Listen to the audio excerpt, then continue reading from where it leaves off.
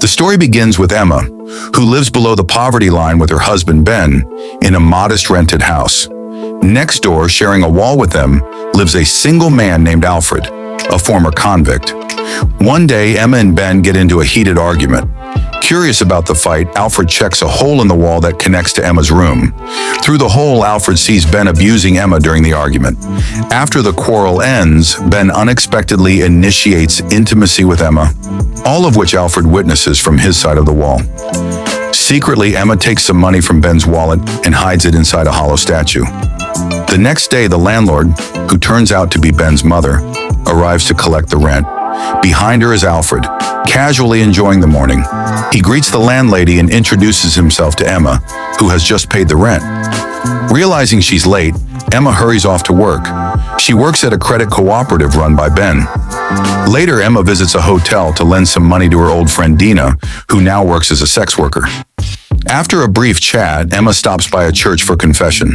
There, she tells the priest she wants to separate from Ben, as she can no longer endure his abuse. But at the same time, she still depends on him financially.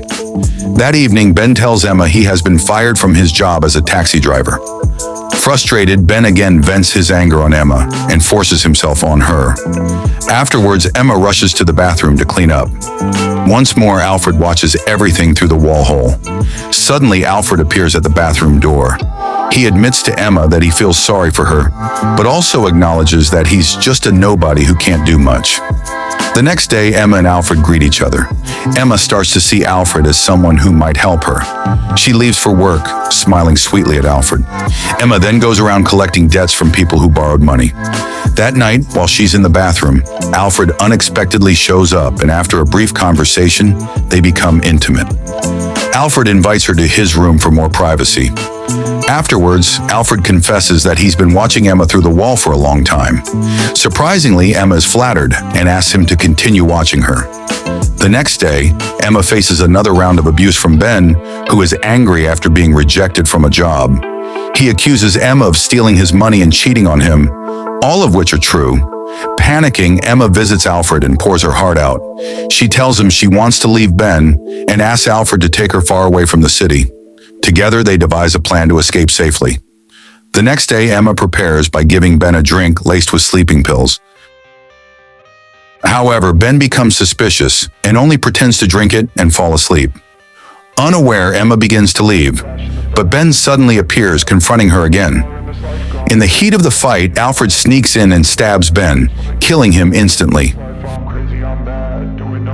Emma suggests they stay in the house for now to avoid raising suspicion. They borrow a car and dump Ben's body in a river.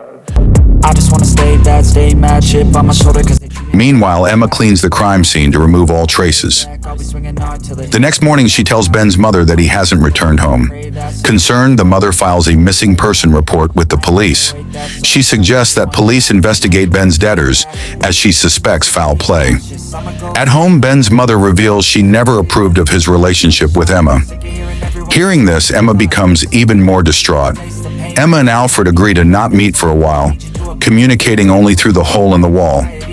Emma begins to tease and flirt with Alfred through the hole, driving him wild. One night, Emma visits Alfred's room unannounced, only to find Dina getting dressed inside. Shocked, Emma realizes Alfred is a womanizer who traffics women into sex work. Enraged, Emma confronts him. Alfred pretends that Dina came on behalf of a friend in need of her services. He even pretends to call this friend. That night, Alfred proposes that Emma take up the same line of work as Dina. Emma refuses, but Alfred threatens to report everything about Ben's death to both his mother and the police. Left with no choice, Emma submits to Alfred, who turns out to be even worse than Ben. The next day, Emma returns to church for another confession. On her way home, she's startled to see Ben appear before her. Terrified, she thinks he might be a ghost. Emma breaks down, crying and apologizing to him. Ben says he will forgive her if she helps him take revenge on Alfred. Emma agrees and lures Alfred to her home. As planned, Emma seductively calls Alfred over. He comes, and just as they begin getting intimate, Ben jumps out and attacks. Emma had hoped this would happen. In her eyes, both men are equally vile. A brutal fight ensues. Emma throws a machete, and Alfred and Ben end up stabbing each other to death. Up in this life, I'm crazy, I'm bad. Do it, no cap. Only got one, so you better go live it up. Cash in the bag, stadium packed. Baby, I'm back. The next morning, police arrive at the scene. Emma pretends to be the victim and fabricates a false statement. She successfully deceives the police and Ben's mother. Days later, Emma quietly moves out of the house without raising any suspicion, and thus the film ends.